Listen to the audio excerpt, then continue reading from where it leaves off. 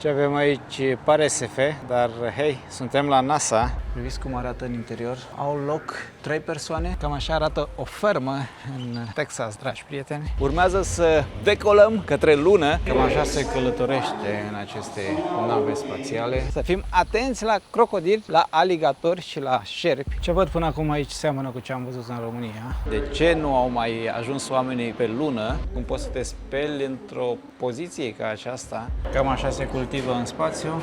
Acești oameni făceau 3 milioane de dolari pe an în 1800. Este wow! Cred că este cea mai frumoasă parte de până acum. Americanii sau cei din vest au fost luați prin surprindere de ruși. Priviți-l acesta, e gigant. Acum nu știu care pe care urmărește. Este foarte jos, poți să dai cu capul. Iar aici putem atinge luna. Eu aș vrea o astfel de casă și acum. Aligatorii fug de noi, dacă vă vine să credeți. Nu cred că oamenii au ajuns pe lună. Salutare, prieteni, și bine v-am regăsit! Bine ați revenit în America, bine ați revenit în Houston. Spui Houston, spui NASA, așa că nu avea cum să plecăm de aici fără să vizităm NASA. Este în spatele meu, centrul este în spatele meu, acum mă aflu în parcare. Așa că bine ați venit în centrul spațial, bine ați venit în NASA sau la NASA. O să intrăm, avem câteva tururi pe ziua de astăzi, vedem ce reușim să filmăm. O să încerc să filmez lucrurile mai interesante. Eu abia aștept, așa că urmăriți vlogul până la final. Nu cred că o să fie doar despre NASA, este în funcție de ce o să reușesc să filmez în interior, după care vedem, explorăm zona, așa că nu uitați să ajutați vlogul cu un like, pentru mine contează, nu uitați să-i dați un hype, să vă lăsați părerile în comentarii și să apăsați butonul subscribe dacă nu ați făcut-o până acum. Haideți să vedem despre ce este vorba. Baie soare, baie nor, sperăm să nu plouă. Foarte important, NASA din Houston nu este locul de unde pleacă rachetele. Aici este partea mai puțin spectaculoasă la prima vedere, dar esențială, creierul misiunilor spațiale americane. Rachetele plecau din Florida, dar multe decizii critice se luau de aici, din Houston. Au ales Houston pentru că aveau nevoie de un loc mare unde să poată construi un centru dedicat misiunilor cu astronauți. Aici nu era vorba doar de birouri, ci de un oraș întreg al spațiului, laboratoare, săli de control, zone de antrenament, ingineri, simulatoare și oameni care urmăreau și urmăresc în continuare misiunile astronauților, urmăresc fiecare secundă. Iată-ne în interiorul stației spațiale, dragi prieteni, în interiorul NASA. Urmează să decolăm către lună. În câteva momente avem un tur care urmează să înceapă. O să fie o zi interesantă. Aștept de foarte mult vreme să ajung aici. Avem costume expuse. Nu știu exact în ce constă primul tur. Avem 2 tururi aici în stația spațială. Nu văd steagul României aici la intrare. Avem foarte multe țări, mai puțin steagul României. Poate greșesc eu, dacă voi îl vedeți, să-mi lăsați în comentarii. Aici avem un model al stației spațiale la care se lucrează în acest moment, în miniatură, bineînțeles. Este mai mare decât un stadion, un teren de fotbal. Este pentru misiunile spațiale, 15 națiuni participă și este gândită să reziste acolo sus 15 ani. Pentru cercetare științifică, astronauții rămân de obicei acolo sus între 3 și 6 luni, dar sunt și persoane care petrec un an de zile pe acea stație spațială. Domnul ne spune foarte multe lucruri interesante. Aici avem luna, care a stârnit destul de multe controverse. O să discutăm pe parcurs, o să le luăm pas cu pas. Am aflat și răspunsul la întrebarea, la celebra întrebare, de ce nu au mai ajuns oamenii pe lună. Banii, cam așa ni s-a spus. De data aceasta avem 64 de națiuni care s-au unit, au pus umărul la treabă, dacă vreți, pentru a realiza acest lucru. Iar în 2028 vor ajunge din nou pe lună. Aceștia sunt cei 4 care au participat acum câteva luni la misiune și s-au întors cu succes pe Pământ. Houston Integrity, splashdown, sending post-landing command now. Splashdown confirmed. All of our 4 astronauts, Reed, Victor, Christina, Jeremy, green, meaning they are feeling great. And the initial You can hear it. Un al doilea motiv ar fi pentru că Luna este văzută ca un pas intermediar spre Marte. Este mult mai aproape de Pământ, la aproximativ 384.000 de kilometri și poate fi un loc unde să testezi tehnologii, costume, sisteme de supraviețuire și tot ceea ce este necesar pentru o misiune spre Marte. Cu o astfel de mașinărie lucrează sau urmează să lucreze oamenii pe Lună. Anybody know who the first American astronaut was in space? Alan Shepard. Great. So that was in May of 61. This capsule is the actual one flown by Gordon Cooper in 1963. Acum ne este povestit cum americanii sau cei din vest, cum spune domnul, au fost șocați, luați prin surprindere de ruși. Avem costume ale astronauților, chiar și ceasurile pe care le aveau la mână în acele momente. Îmi pare puțin reclamă, dar trecem peste, că tot veni vorba pentru a înțelege exact de ce americanii au investit sume mari sau sume atât de mari în programul spațial. Trebuie să ne întoarcem puțin în timp, în perioada războiului rece. SUA și Uniunea Sovietică nu luptau direct pe câmpul de luptă, dar concurau în aproape orice arme, influență, tehnologie, chiar și spațiu. La început, sovieticii conduceau clar, așa cum ne-a spus și domnul mai devreme. În 1957 au șocat lumea când au lansat primul satelit artificial din istorie, Sputnik. Pentru americani era un șoc uriaș, a fost un șoc uriaș, iar toată lumea de aici se întreba dacă sovieticii sunt atât de avansați, sunt înaintea lor din acest punct de vedere. După care a mai venit o lovitură din partea sovieticilor în 1961, când au trimis primul om în spațiu pe Yuri Gagarin, iar din perspectiva imaginii internaționale, americanii pierduseră cursa, motiv pentru care au fost nevoiți să facă ceva pentru a schimba asta și s-au gândit să ridice miza, așa că au ales să trimită oameni pe Lună, nu doar să-i trimită în spațiu, au ales să-i trimită pe Lună și să-i aducă înapoi pe Pământ în siguranță. Așa că nu era doar despre explorare, era despre putere, propagandă, deveniseră o competiție. Cine câștiga spațiul demonstra lumii că are tehnologie mai avansată și indirect că ar putea avea și un avantaj militar. Aici avem o astfel de navă Apollo 17, care a zburat în 1972. Priviți cum arată în interior.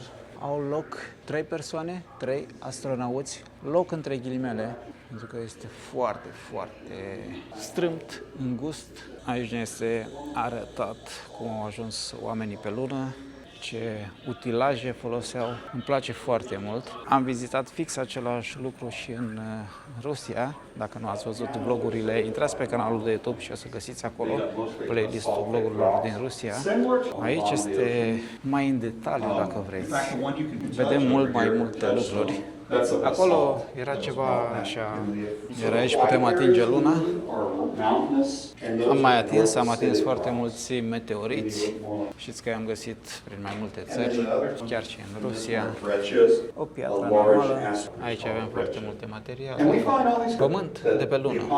Un material foarte prețios este helium-3, ne spune domnul, care se găsește pe Lună, dar și titan, un material, știm cu toții, prețios, rar pe Pământ, dar se găsește în abundență pe Lună și sunt deja foarte multe companii care vor să le extragă de acolo. Cred că au investit major în această expediție, în aceste expediții, așa că au prioritate, trebuie să-și recupereze într-un fel sau altul banii, nimeni nu investește doar de dragul de a investi. Aici ne-au fost explicate diferențele dintre ce avem pe Pământ, dintre materialele găsite pe Pământ și cele găsite pe Lună. Există multe diferențe. Avem și tehnologia din acele vremuri. Cam așa se călătorește în aceste nave spațiale. Pur și simplu plutești, așa arată în miniatură, racheta sau bucată din rachetă, nu știu exact cum se numește. Avem persoane în interior. Una dintre misiunile Apollo a fost anulată, după care nava a fost transformată într-o zonă de antrenament. Așa arată un Apollo și cred că așa arată în realitate. Aceasta este dimensiunea reală. Aici avem doar o bucată, 1973, 1974. Haideți să vedem cum arată în interior. Avem și o persoană care plutește pur și simplu. Bineînțeles, este din ceară. So this is Paul Weiss. He's been spinning up there for several years. Oh, ia. Se învârte acolo de câțiva ani, domnul. Aici dorm oamenii, aici fac baie. Avem dormitor, sufragerie, bucătărie. Apollo 13 este momentul sau misiunea care a făcut Houston celebru. Cu toții am auzit fraza Houston, we have a problem. Houston, we have a problem. What did you do? Nothing. I stirred the tanks. Fraza corectă a fost mai degrabă Houston, we've had a problem, nu exact varianta din film. Misiunea trebuia să ajungă pe lună, însă la aproximativ 320.000 de kilometri de pământ, un rezervor de oxigen a explodat. Din acel moment totul s-a schimbat, nu mai era o misiune spre lună, ci o luptă pentru supraviețuire. Astronauții au rămas cu energie limitată, fără oxigen suficient și cu probleme serioase la sistemele navei. Pentru a economisi resurse, au oprit aproape tot ce se putea opri. În interior, temperatura a scăzut foarte mult, iar echipajul a început să înghețe. Una dintre cele mai mari probleme era dioxidul de carbon. Filtrele existente nu mai erau compatibile cu modul folosit pentru supraviețuire, iar inginerii de aici, din Houston, au fost nevoiți să improvizeze o soluție folosind lucruri pe care astronauții le aveau deja la bord, cum ar fi carton, pungi de plastic, huse, bandă adezive. Practic, au folosit un adaptor improvizat care le-a salvat viața. Așa că, în loc să aterizeze pe lună, nava a făcut ocolul acestuia și a folosit gravitația lunii ca pe o praștie uriașă pentru a se întoarce spre Pământ. Așa că după 6 zile de tensiune maximă, astronauții s-au întors și au aterizat în siguranță în Pacific, dar mă uit și mă minunez. Mă așteptam la ceva mai mult confort în spațiu. Așa arată dușul, pur și simplu este greu de imaginat cum poți să te speli, într-o poziție ca aceasta, dar acesta este unul din motivele pentru care înainte de a ajunge în spațiu, nu înainte de a ajunge astronaut, înainte de a ajunge în spațiu, ai nevoie de antrenamente riguroase, de durată. Poate reușim să ajungem și într-o astfel de cameră pentru a vedea cum se antrenează astronauții. Aici sunt camerele lor, dormitoare, văd un pat. În această parte avem echipamente, mâncarea astronauților de atunci. Noi am mâncat, am încercat astfel de mâncare. Bine, arăta diferit, cam așa arată. Cam aici este poziționată Luna, iar acolo avem Marte, așa că oamenii vor să plece de aici, să-și amplaseze o bază pe lună, iar de acolo să-și continue drumul spre Marte. Bineînțeles, dacă tot au baza acolo, să profite și să extragă resursele. Deja s-a aglomerat foarte multe persoane, priviți cei la intrare, multe persoane. Ce părere aveți? Cum vedeți voi aceste lucruri? Știți că v-am întrebat și atunci când am fost în Rusia și am vorbit despre același subiect, pentru că ne aflăm într-o stație spațială. Cum vedeți voi această competiție dintre Rusia și America? Ulterior au mai apărut și alte țări, dar competiția acerbă, rivalitatea dintre Rusia și America este bine cunoscută peste tot în lume. Aici avem motoare expuse, costume peste tot. În continuare sunt foarte multe persoane care nu cred că oamenii au ajuns pe lună. Și arată toaletă în ziua de astăzi. Lucrurile s-au schimbat foarte mult, adică aceste nave pe care le văd în fața ochilor, aceste lucruri pe care le văd în fața ochilor, arată mai mult ca în filmele science fiction. Deci tehnologia a avansat extraordinar de mult. Așa arată un dormitor în ziua de astăzi. O diferență foarte mare față de ce am văzut ceva mai devreme. Aici este toaleta, puțin mai mică ca într-o autorulotă, așa că se poate. Iar aici, sala de sport, fitness, avem o bicicletă pentru că trebuie să faci sport. În caz contrar să ai mari probleme la aterizare. Se atrofiază tot și mâncarea este diferită. Văd că avem și conserve rusești, canadiene, orez. Lucrurile au avansat. În această parte ne arată cum se lucrează pe o navă spațială, pe o stație, de fapt. Cam așa se cultivă în spațiu. Aici putem vedea cum arată o capsulă modernă. Dragon, cred că se numește, una dintre cele mai moderne nave spațiale americane, spre deosebire de capsulele Apollo din anii 60. Aici avem mult mai mult spațiu, 4 locuri, vedem și astronauții. Bineînțeles, tehnologia a fost ținută secret. Da, este mult mai spațios. Cred că pe aceste ferestre priveliștea este minunată. Ce n-aș da să fiu și eu acolo sus, să am parte de astfel de experiență. După care avem un perete cu foarte mulți astronauți, foarte mulți. Haideți să vedem dacă găsim și România pe aici, pentru că sunt români care lucrează la NASA. Dacă ați urmărit vlogurile de până acum din America, ați văzut că ne-am întâlnit cu persoane care au copii, care lucrează aici. Suntem în camera de control. De aici sunt controlate misiunile, erau controlate misiunile în trecut. Am teleportat în timp, asistăm la toate conversațiile care au avut loc în acel moment, în momentul în care oamenii au aterizat pe lună. Iar noi acum suntem în sala unde asista presa și familia celor care erau în misiune. Tot ce este aici este 100% original. Nu avem voie să atingem nimic pentru a se păstra. Iar acolo pe acele televizoare antice vedem ce se întâmplă cu rachetele, cu racheta de fapt. Și cam asta vedeau oamenii. Camera istorică, așa este numită astăzi, din clădirea 30. Ni s-a spus că absolut totul a fost păstrat. Hârtii, chiar și scrumierele pline cu țigări, pentru că în acele vremuri se fuma în interior. Iar acolo pe monitoare avem traiectoria navei spațiale. Au fost sunați de președinte în timp ce erau pe lună. Cam asta a fost. Am asistat la o aterizare pe lună. Așa arată centrul de comandă. Astăzi totul pare rudimentar. Pe atunci era ceva ce pentru mulți dintre noi a fost greu de imaginat. Așa cum v-am spus la început, de aici asista presa și familiile celor implicați. Foarte multe fotografii, Apollo 13, Apollo 15, Apollo 5, toate misiunile Apollo au fost controlate de aici. 1969, 1970, 71, 68, 82, 81, 73, 70. Mergem mai departe. Gândiți-vă că chiar și atunci exista tehnologie încât să poți purta o discuție cu oamenii care erau pe lună. În ziua de astăzi nu mai este atât de complicat, pentru că lucrurile au avansat foarte mult.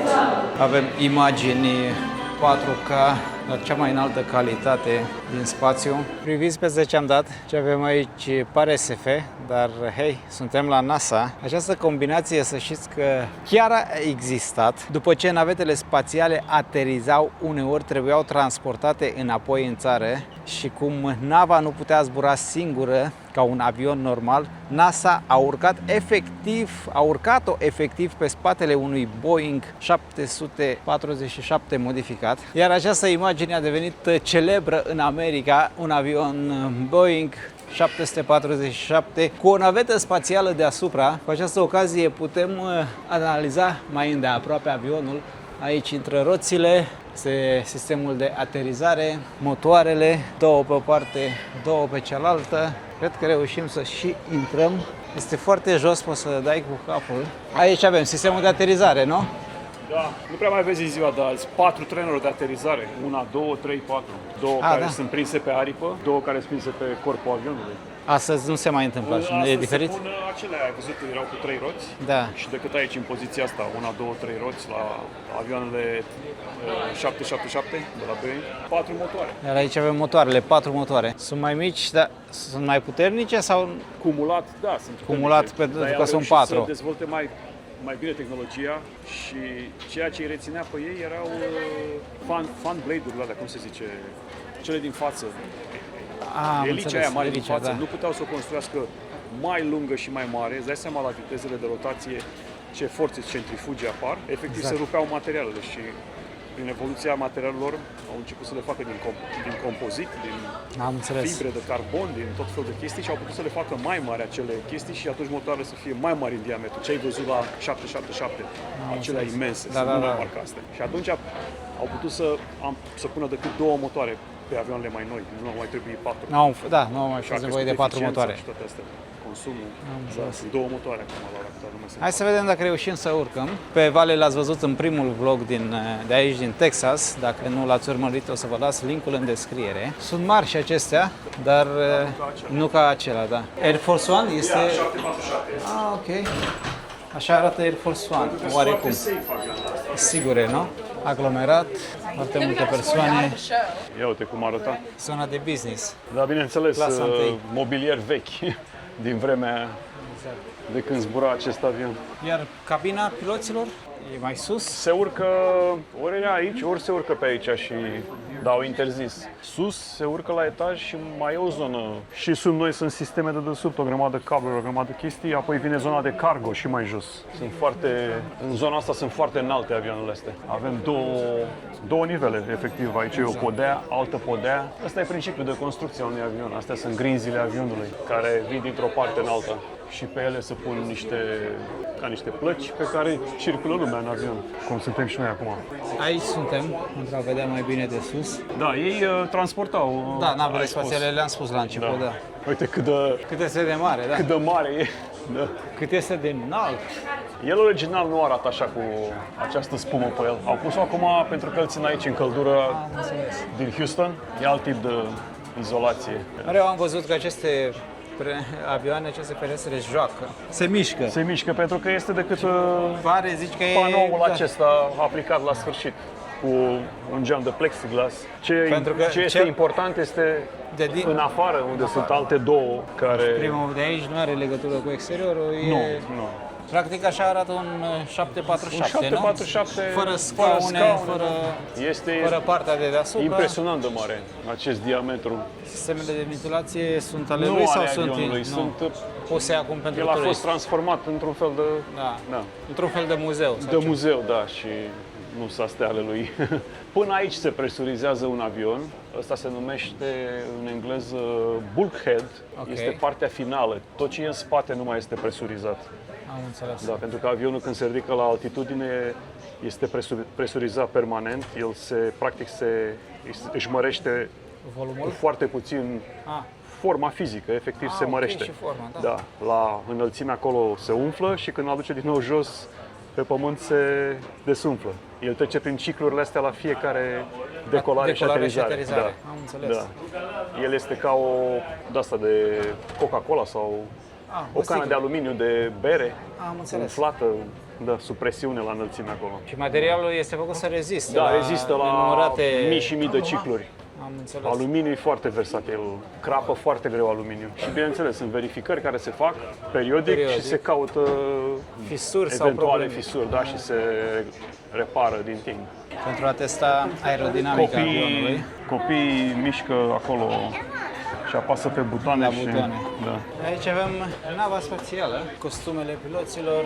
După ce oamenii se întorceau din spațiu, erau preluați de aceste... Din ce mi-aduc aminte, partea asta se deschidea în spațiu și scoteau zona cargo, ce transportau. Și... Am înțeles. Da, mi-aduc aminte. Da. Iar sus e zona, cred, cu camera de comandă. Cu piloții, cu... Cam așa, uite, se deschide, vezi? Da. Care ai dreptate. Da. Pentru că ei transportau diverse telescoape, diverse și pe stația spațială. Duceau lucruri, orice duceau, echipament. Orice încărcătură era aici, e așa goală. Da. Spune-le despre... Iar aici avem partea din față. Cu stratul de protecție, pentru momentele când naveta reintra în atmosferă. Se încingea la temperaturi de 1000 de grade și aceste mici pătrățele fabricate din materiale speciale protejau naveta și echipajul de temperaturile extraordinare. După care vreau să mergem să vedem și racheta, celebra rachetă. Aici avem cabina piloților, nu? Da.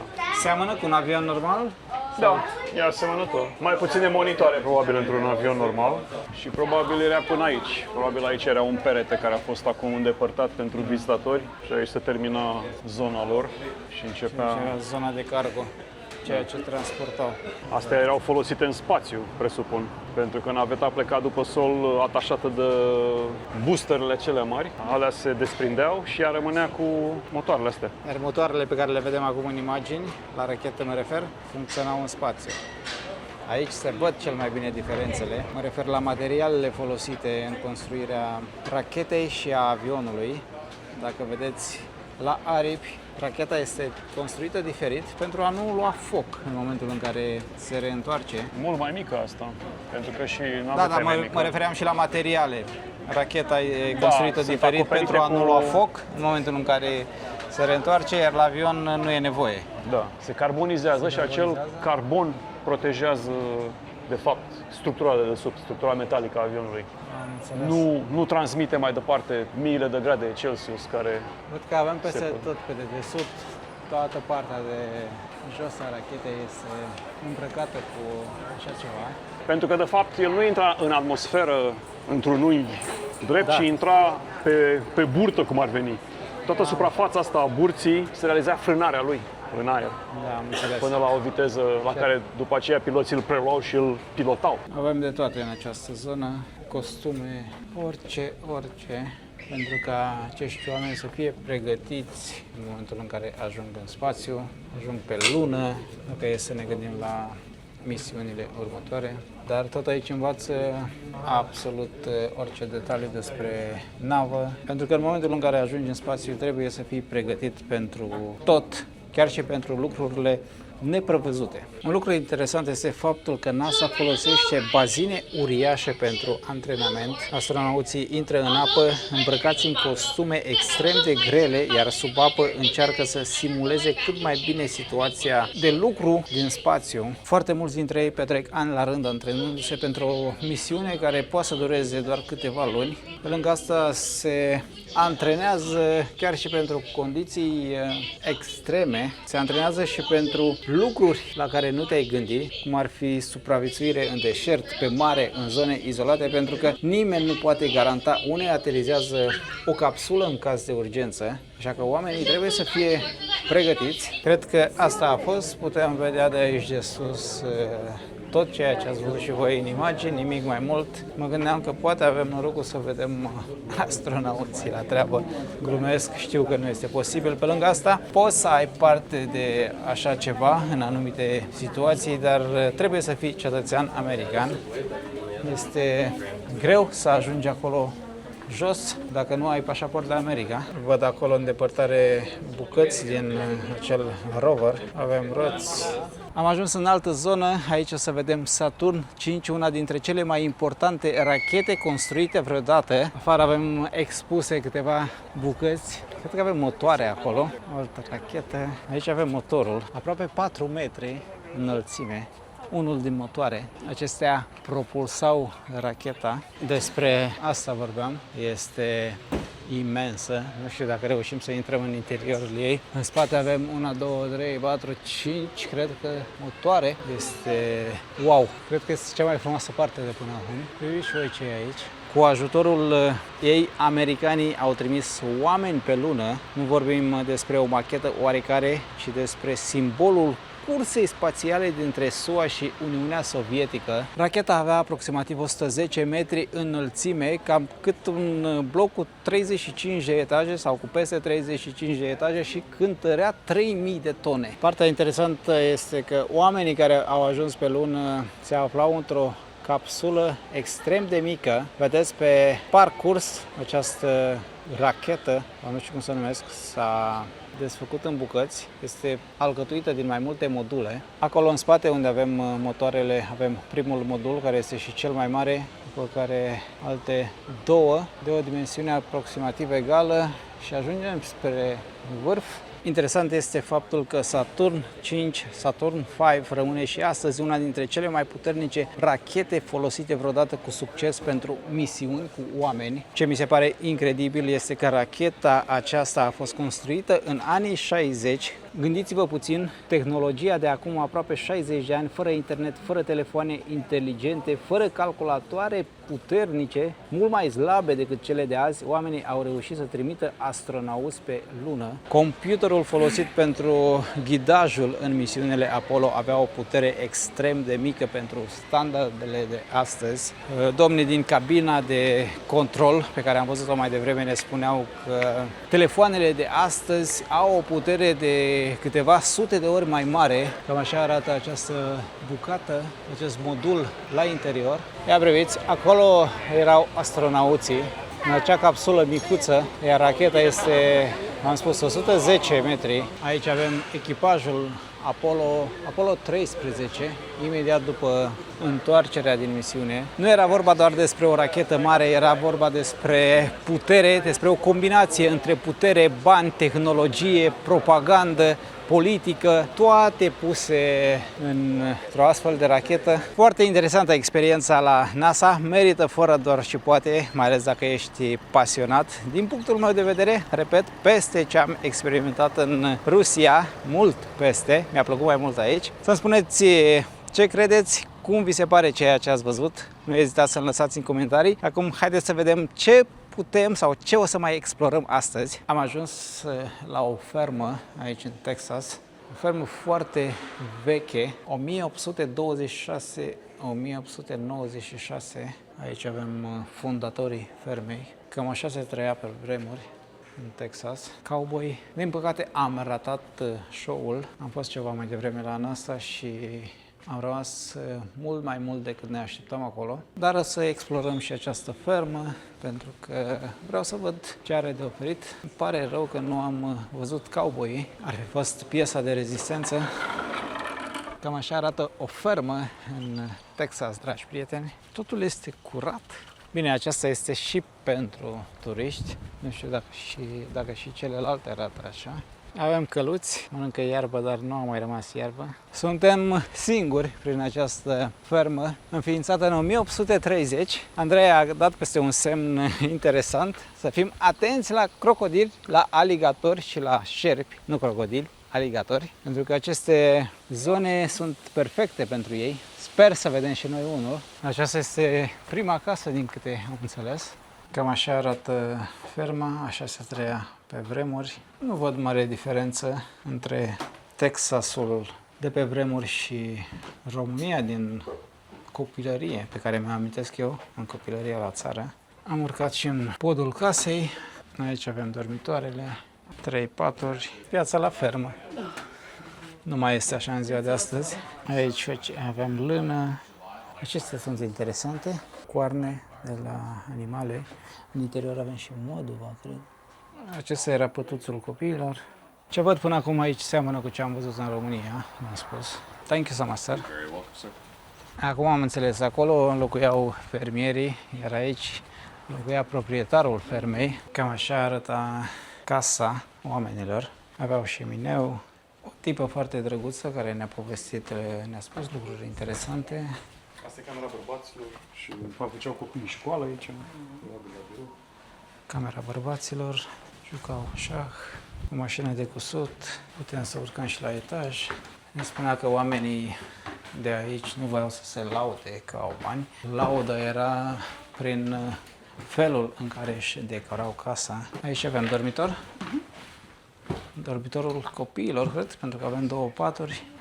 Dormitor și aici era pentru copii. Total diferit față de ce am văzut mai devreme, acolo unde trăiau oamenii care lucrau cu adevărat pământul. Nu vreau să aduc în discuție cuvântul sclavie, dar exista pe atunci. Sperăm că nu mai există și astăzi. Ca să înțelegeți despre ce vorbim, acești oameni făceau 3 milioane de dolari pe an, dacă ar fi să transformăm banii de atunci, să transformăm valoarea banilor de atunci în valoarea lor de astăzi, 3 milioane de dolari pe an, în 1800, asta spune multe. Bine, acum este totul aranjat, făcut frumos pentru turiști, dar la asemenea sume sunt sigur că așa arătau și acum 200 de ani. Aici avem o parte din grajduri Cred că erau pentru cai sau vite. Da, arată bine. Nu știu cum arată în ziua de astăzi. Aici aveam trăsura. Locul de parcare, garajul, 2 locuri de parcare. Aș vrea să mă urc, dar mică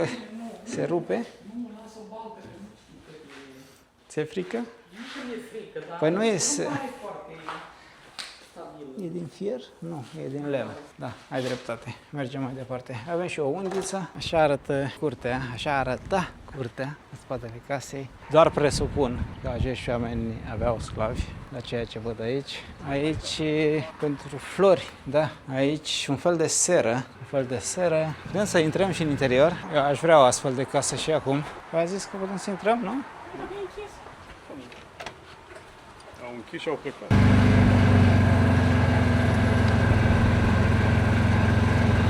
Iar aici avem cimitirul, chiar lângă aceste case. Ferma încă funcționează și astăzi, sunt multe animale în partea aceea. Dorința mi s-a îndeplinit. Avem un aligator acolo, a intrat puțin la apă. Ia priviți-l. Haide, vină mai aproape. Priviți-l pe acesta, e gigant.